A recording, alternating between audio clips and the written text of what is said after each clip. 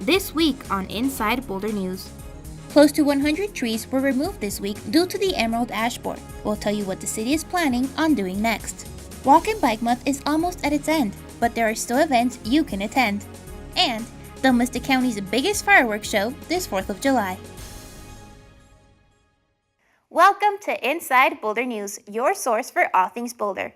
I'm Jocelyn Avendaño. This week, the city's forestry division worked on removing emerald ash borer infested ash trees along the Boulder Creek path between the kids' fishing pond at 9th Street and 30th Street. This work took place to mitigate safety issues caused by the potential for falling limbs from these dying trees. We spoke to Thomas Reed, assistant forester with the City of Boulder, to find out what the next steps are regarding these tree removals. It's been a busy week for the city's forestry department, who removed close to 100 emerald ash borer infested ash trees along the Boulder Creek path.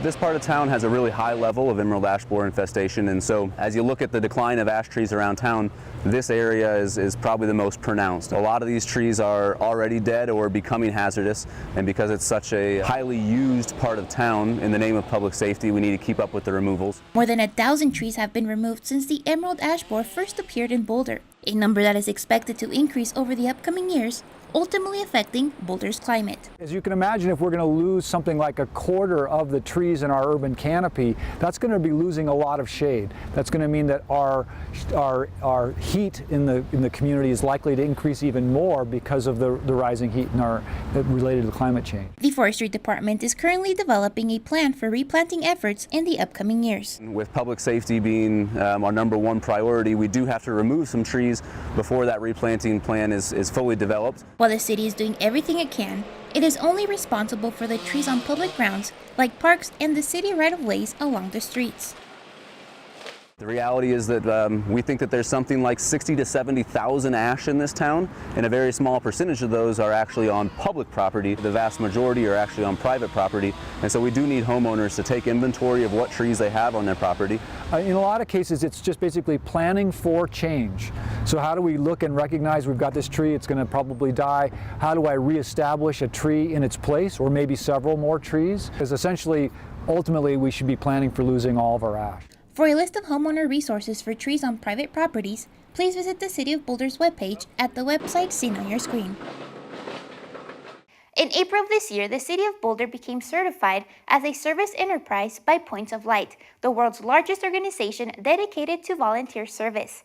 This makes Boulder the first municipality in the state to have this prestigious certification and is one of 2 municipalities in the nation. By achieving this level of excellence and certification, the city's volunteer cooperative is now better equipped to leverage the time and talent of volunteers to serve the community. For the City of Boulder, becoming certified as a service enterprise was big, exciting news. One reason it's super exciting for the City of Boulder is it's taking us from having volunteerism as a nice to have, as more of a strategy in how we engage with the community, but also how we can increase staff capacity and be responsible with community funds that come in through taxes. To earn this honor, volunteer cooperative staff completed over 20 hours of training and consulting, extensive internal planning, and changes to better integrate volunteers in day-to-day operations. Super honored that we've received the certification, and we're really looking forward to the enhancements moving forward to keep the certification. Having the certification turns volunteerism into a streamlined operation on how the city works with volunteers, creating an overall more engaging customer experience for the volunteer community. It changes how we internally work with volunteers, and that it's not that this department does it one way, this department does it another way, and this department does it another way. It's so community members who volunteer with us understand when they're working with us that they're working on behalf of the city organization and on behalf of the community as a whole. And for the city, volunteerism is one of the perfect opportunities for community engagement. It's an opportunity for community members to really get involved in their local government and have a voice, as opposed to just showing up and stating what they think. They can really help out.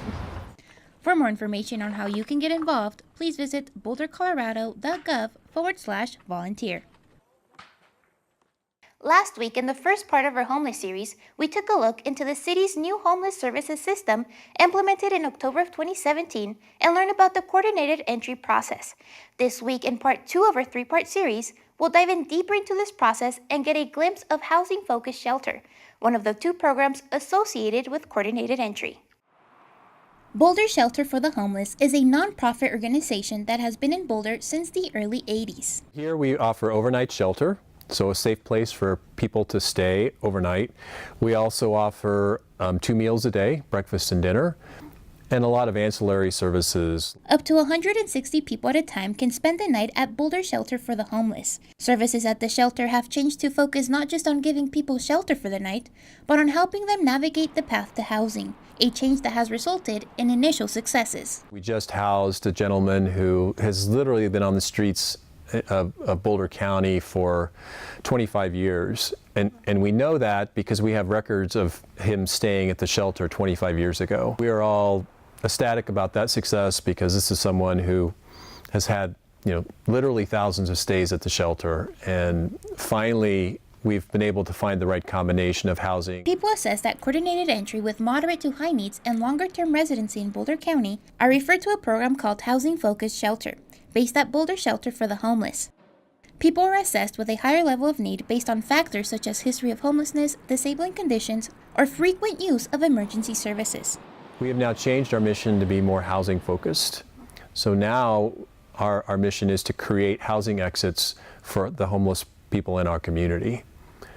We came to the conclusion, which seems very obvious, that the solution to homelessness is housing, and the more we can focus on getting people into housing, the better we can serve our clients and the community. We know that different people take different lengths of time and they need different levels of support in getting to a solution, and Housing Focused Shelter can give them that support with case management and with a reserved bed that they can stay in until they're stably housed. Out of the 189 successful homeless exits in the city, 40 of those are thanks to the Housing Focused Shelter program, an impressive accomplishment since many of the program face significant barriers to housing.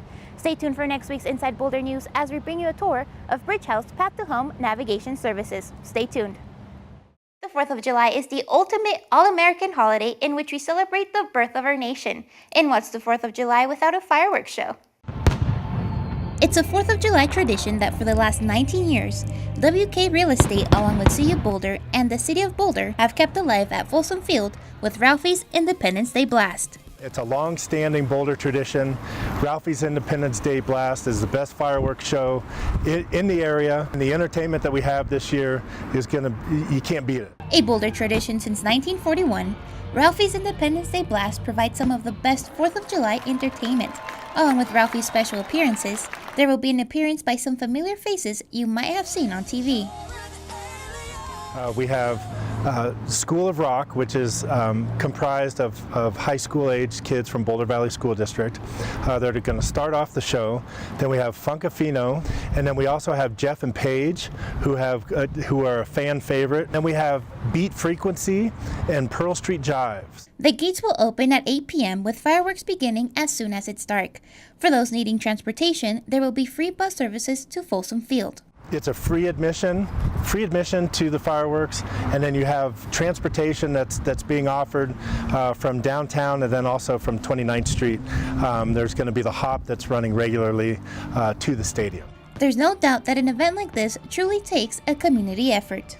WK Real Estate sponsors the fireworks piece of it, but then you have so many other services that are a part of putting on the event. There's a lot of people involved that put on this event, so donations are greatly appreciated to help continue putting on the show. While it is a free event to attend, you can donate to Boulder 4th on Venmo or by texting fireworks to 855-735-2437. For more information, please visit boulder4thofjuly.com. On behalf of Channel 8 and all the media sponsors, we want to thank WK Real Estate, the City of Boulder, and CU for sponsoring our fireworks show. Walk and Bike Month is almost at its end. However, there are still events people can participate in, like Bike to Work Day, which is next week. Leave your car keys at home and throw on your helmet next Wednesday, June 27th, for Bike to Work Day. From 6:30 to 9 a.m., local businesses around the city will host breakfast stations and bike service stations that will serve food and drinks to participants. Registration is still open for those interested in participating. Everyone is encouraged to come and participate in this annual event. If you live too far from your work to bike all the way, you can also bus and bike. You can put your bike on the bus, or you can bus into Boulder, grab a B-cycle, and bike around. That's also fine. We understand that not everyone can live close to their work, so try it out. For more information, please visit walkingbikemonth.org. Those registered to ride on Bike to Work Day help officials calculate how much a single day of riding a bike can reduce Boulder's carbon footprint. Visit biketoworkday.us to register. Thank you so much for joining us on this week's edition of Inside Boulder News. If you have pictures, news tips, or events you'd like to see featured, we'd love to hear from you. Connect with us on Facebook and Twitter. You can also sign up to receive video updates right in your inbox. Just go to boulderchannel8.com and click on subscribe. Have a good week.